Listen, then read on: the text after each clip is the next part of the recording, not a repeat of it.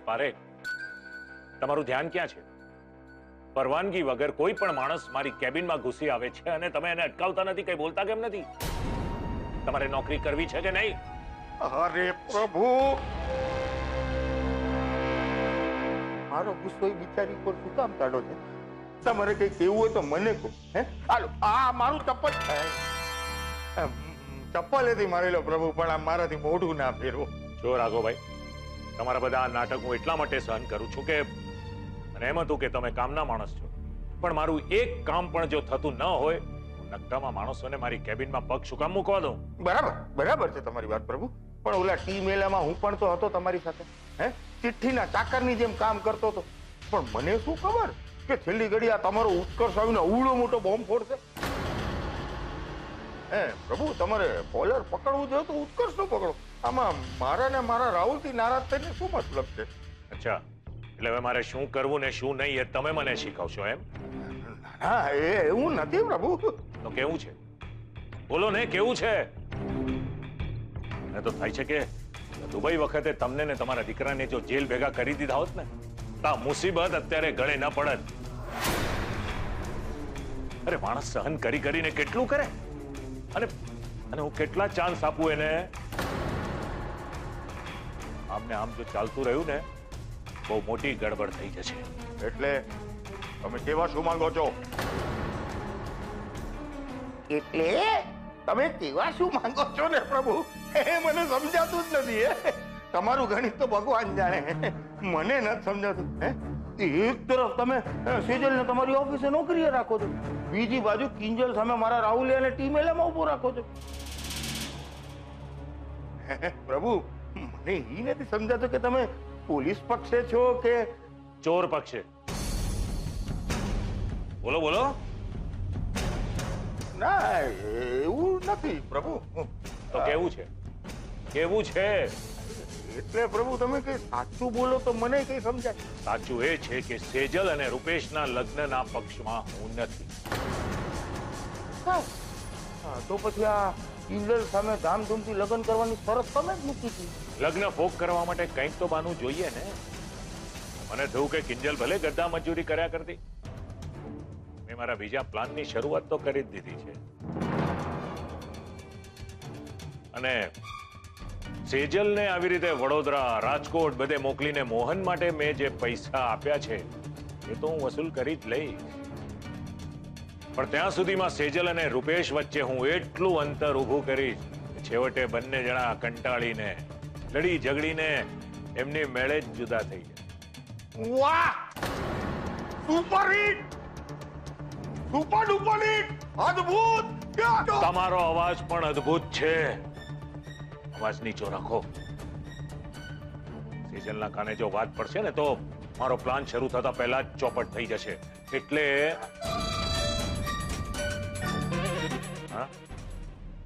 લે, તમારી બી ચૂપ ને મારી બી ચૂપ. ક્યા વાત હે પ્રભુ, દો તાલી.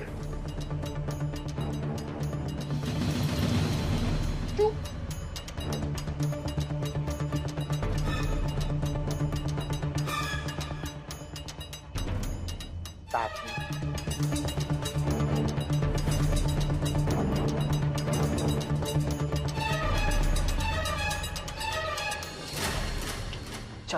પૈસા કાઢ. મેં કીધું તું ને, બાબુને મૂર્ખ નહીં બનાવ. અરે પણ પૈસા ના મળ્યા તો એમાં મારો શું વાંક? એ બહુ સાણ પટ્ટી નહીં. એ કોલર નહીં પકડો તું. એ પૈસા કાઢ મારા. પૈસા શું કરીશ તું? નહીં તો તારા હાથ પગ તોડી નાખીશ. હાથ પગ તોડીશ મારા. એ તું બડબડા કરીશ.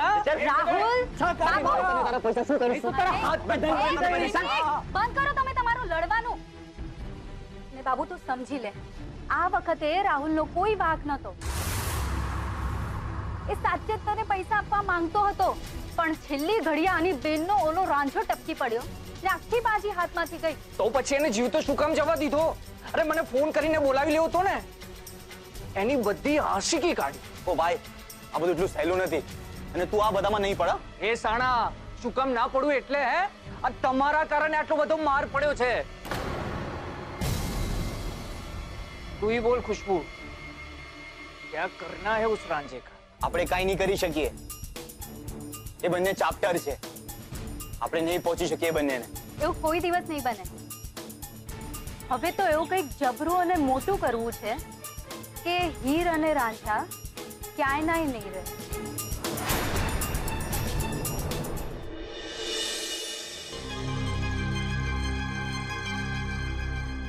કિંજલબેન, અંદર હો તો બહાર આવો ને. અરે ક્યાં છો કિંજલ ભટ્ટ? જલ્દી બહાર આવો.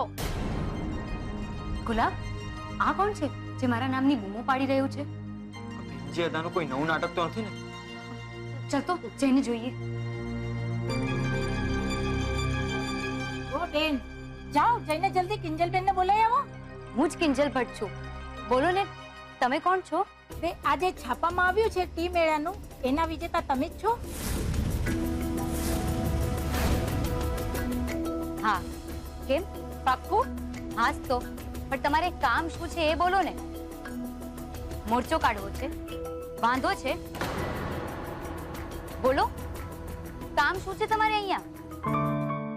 અરે અમે તો તમારી ચાના વખાણ સાંભળ્યા છે. આજે દૂર બજારેથી રિક્ષા કરીને આવ્યા છીએ. તમારા હાથની ચા પીવા. અચ્છા, એમ વાત છે. તો આવો, પધારો પધારો. અને હા, આજની ચા તમને અમારા તરફથી એકદમ ફ્રી. એ ઊભી રે. જરા તો આજ નાત બારનું પાટ્યું. અરે કિંજલબેન, આ શું છે? તમને નાત બાર કાઢવામાં આવ્યા છે? હા. કેમ? કારણ કે હું એક દીકરી થઈને રસોડું ના સંભાળતા દુકાનનો ગલ્લો સંભાળી રહી છું. ને એના ઇનામમાં અમારા ભીમજી અદાએ આ આશીર્વાદ આપ્યા છે. અરે તો અમારે તમારી દુકાનની ચા પીવા માટે વિચાર કરવો પડશે. અરે એમાં વિચારવાનું શું હોય? ચાલ હવે. સાંભળો. રેવા દ્યો પપ્પા. આવા લોકો દુકાને ચા પીવા ન આવે એ જ સારું છે. નથી, સારું નથી. જે કઈ થાય છે ને એ કારણે થાય છે. નહીં પપ્પા, તમે આ પાટિયું નહીં ઉતારો.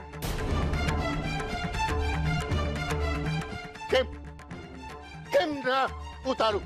કારણ કે આ પાટિયું ભીમજી અદા પોતે આવીને ઉતારશે. કેમ? વિશ્વાસ નથી આવતો ને? મને વિશ્વાસ છે.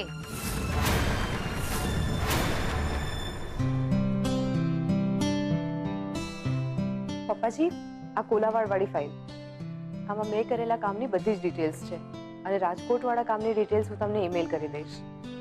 ઓલરાઈટ, હું જોઈ લઈશ પછી. Thank you પપ્પાજી. સેજલ બેટા, એક મિનિટ.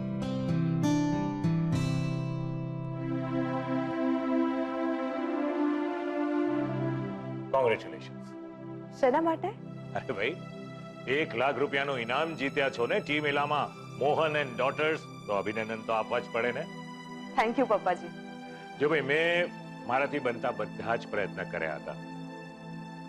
એકચ્યુઅલી કિંજલને મેં વધારે માર્ક્સ જ આપ્યા હતા, પણ બાકીના 2 જજીસ જે હતા ને એ એની ફેવરમાં નહોતા. પપ્પાજી, સાચું કહું તો તમારે આવું કંઈ જ કરવાની જરૂર નહોતી, કેમ કે આમ પણ કિંજલ ચા સારી જ બનાવે છે અને જો એ હારી પણ ગઈ હોત તો ભવિષ્યમાં એને ચા બનાવવા માટે શું બાબતે ધ્યાન રાખવું જોઈએ એ એને શીખવા મળ્યું હોત. તો એક રીતે જીવનમાં એક ડગલું એ આગળ વધી જ હોત. એ પણ સારું જ છે. અરે હા, એક મિનિટ, મારી પાસે તને આપવા માટે કંઈ છે.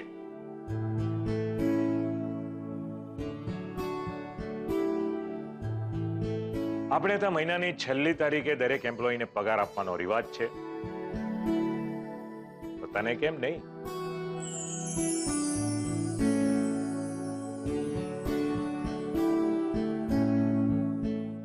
પપ્પાજી, એકચ્યુઅલી શું છે કે તારી લેવલના જે પણ એમ્પ્લોઈઝ છે, એટલે કે જે હજુ સીએ નથી થયા, એને તો માત્ર 15,000 જ આપવામાં આવે છે. તારી વાત જુદી છે.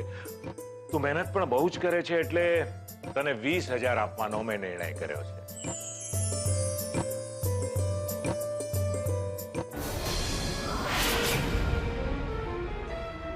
તારી સેલેરી તને મળી ગઈ છે.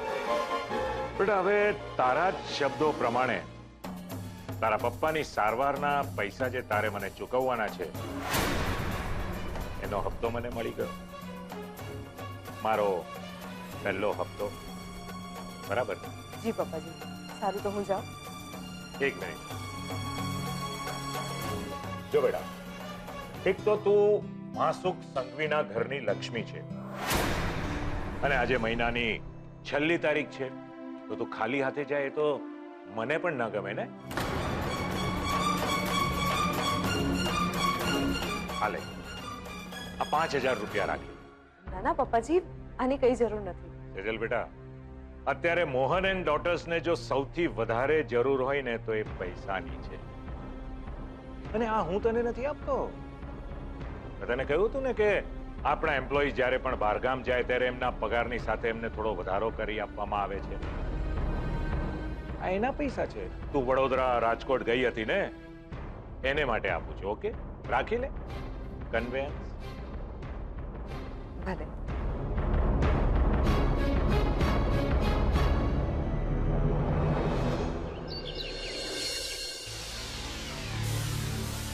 રોકાઈ ગયો રાહુલ. રાઘવે હઠ આવતો નથી. હા બા, પણ તમે કોની સાથે ફોનમાં વાત કરી એ તો કહો. હવે તું તારું કામ કર ને પંચાયણ. કોનો ફોન હતો ને કોની હારે વાત કરતી હતી? તારે અહેવાલ લખીને છાપામાં દેવાનો છે? ના. તો પછી ચૂપ રહે ને. બોલો બા, આવી ગયો. ઘરે કેમ જલ્દી બોલાવ્યો? અરે કહું છું, તારો બાપ ક્યાં? મને શું ખબર? કેમ, શું થયું? ઓરે ભીમજી ઓદા આવે છે. હાય હાય. ના એટલે કેમ? એક કામ કર, આપણા ઘરમાં ફોન પડ્યો જ ને, એમાં જોઈને ભીમજી ઓદાનો નંબર ઘૂમે અને પૂછ, હાય ઓદા તમે કેમ આવો છો? મૂર્ખી, મને હું ખબર કે હું કામ આવે છે. મને બસ ફોન કરીને એટલું કીધું, બસમાં બેહી ગયો છું અને તમે બધા મોહનની દુકાને પહોંચો અને ફોન કટ. તો નક્કી બા, લાસ્ટ ટાઈમની જે ઓલી મીઠી ને શાંતા આવેલી ને, એનાથી મોટા ધડાકાની તૈયારી સાથે ભીમજી અદા ત્રાટકવાના. લખી રાખજો. એ વાત સાચી હો. ઓલી વખતે ફિલ્મ તે બતાવી હતી ને, આ વખતે હું તને બતાવું. હાલ હાલ જલ્દી પહોંચે મોહનની દુકાને. હા, તો હું પપ્પાને ફોન કરીને કહી દઉં છું કે ડાયરેક્ટ દુકાને પહોંચે. ટિકિટ અમે લઈ રાખી છે. હા, ફિલ્મ જુઓ અને ફિલ્મ ઉતારો હમદુલ મફતમાં. હાલ હાલ. આ લોકો મોહનભાઈને એક દિવસ પણ શાંતિથી જીવવા નથી દેતા. એ ઉભો રે રાહુલિયા. રે, તારા નામની ટિકિટ એ કઢાવી છે કે પછી કહું રાઘવ ને તારા નામની ટિકિટ ફાળવા હાટું? એના ડાબા હાથે તારા જમણા ગાલ ઉપર. હાલ હવે હાથે ગુડા.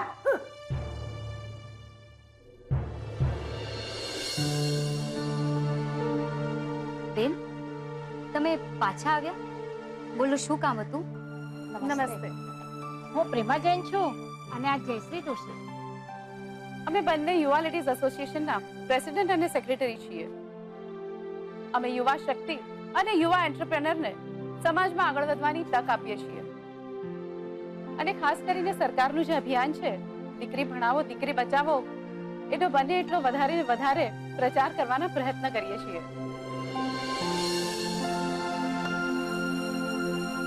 અમે તમારી ટીમ મેળાની જીતની વાત સાંભળી તો તમને ખાસ દુકાને મળવા આવ્યા.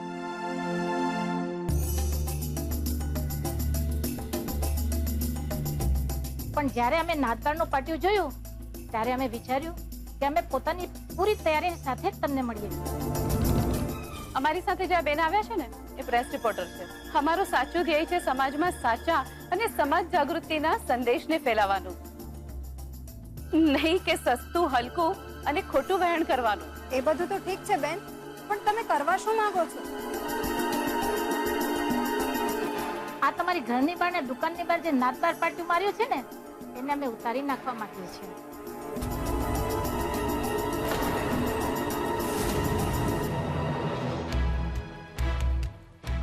બા, પાછા પ્રેસ વાળા આવ્યા છે. લાગે છે મજા આવશે. તું તારે પિક્ચર જોયા રાખ ને શાંતિથી. જો જો જો, એન્જલીના મોઢાનો રંગ જો કેવો ઉડી ગયો છે. ના ના, એવું નહીં કરતા પ્લીઝ. આ પાટિયું અમારા ભીમજી અદાએ લગાવ્યું છે. અમને ખબર છે, અમે બધી જ પૂછપરછ કરી છે. અમે દ્રઢપણે માનીએ છીએ કે આવા પાટિયા સમાજના હલકા અને સંકુચિત વિચારસરણીનું જ પ્રતિબિંબ છે અને હવે સમય આવી ગયો છે કે આવા વિચારોને જડમૂળથી સમાજથી ઉખેડી નાખવો જોઈએ. લો બોલો, આવી મોટી સમાજ સુધારવા વાળી એને હજી ખબર નથી લાગતી કે ભીમજી અદા આવી ગયા છે. અરે એક લાકડી ઉગામશે ને તો તારી આખી સમિતિ જડ મૂળ હાથે ઉખડી જાય. જુઓ, તમારી ભાવનાને માટે આભાર.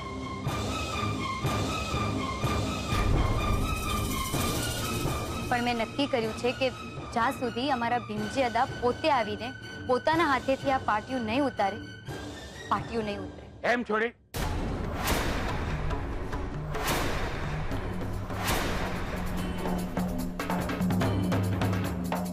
તો તને એટલો વિશ્વાસ છે કે તું નાતની માફી નહીં માગે તો પણ આ ભીમજી હતો આ પાટિયું ઉતારશે, અને એ પણ પોતાના હાથે?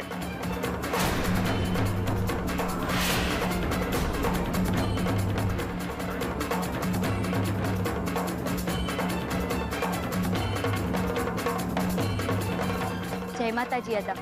જય માતાજી. છોડી તમારા સવાલનો જવાબ નહીં આપ્યો. તને શું લાગે છે આ ભીમજી અદાએ પંચને હજરાજર માનીને જે ઘરને નાતની બહાર મૂકેલી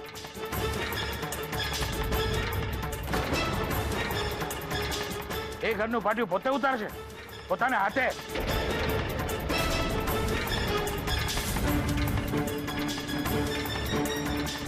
તો તારી વાત સાચી છે છોકરી.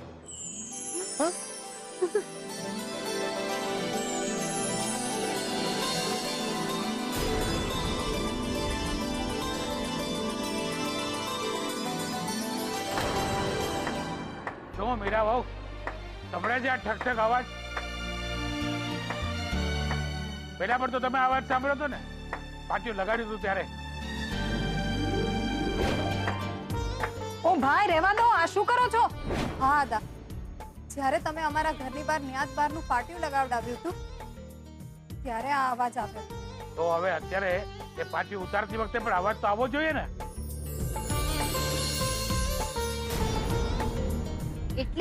એટલે એમ છોડી કે આ લાખ રૂપિયાનું ઇનામ જીતી બતાવું એ કઈ નાની સૂની વાત નથી. અને તારી આ મહેનતે નાતને પોતાનો નિર્ણય અને વિચારો બદલવા માટે મજબૂર કરી નાખી છે છોડી.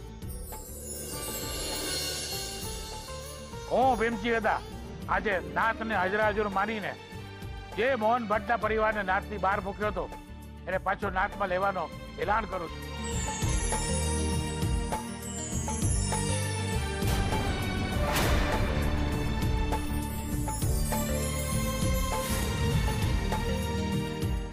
અને ત્યાંથી આ દરમિયાન મોહન ભટ્ટના પરિવારે જે તકલીફ પડી છે, જે મુસીબતો વેઠવી પડી છે એ બદલ ન્યાજ અને ભીમજી હતો તમારી માફી માંગે છે.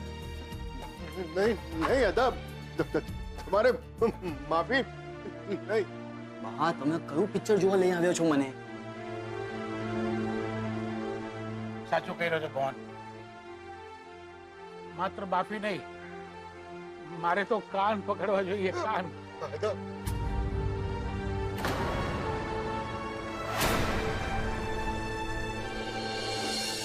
સાચું કહું છું. જે દી તારે ઘરેથી રાંદલમાના કામમાં ડખા કરીને ગયો છું ને એ દીદી શાંતિથી સૂઈ નથી શક્યો. રોજ રાતે સપનામાં માડી આવીને મને પૂછે છે કે એ ભાઈ આ જે કર્યું એ સાચું કર્યું છે? કોક તારા દિલ પર હાથ રહે કે જે કઈ કર્યું તો સાચું છે? તારો નિર્ણય સાચો છે?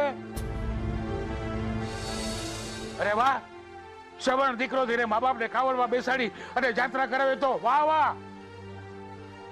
અરે ઓલી કિંજલ બિચારી પોતાના મા બાપ ની સેવા કરવા માંગે તો તું સાચું કઉ છું બોલ. દર વખતે માડીના આ સવાલનો જવાબ મને નામાં જ મળ્યો છે. અરે માડીના ચહેરામાં મને હંમેશા કિંજલનો ચહેરો દેખાયો છે.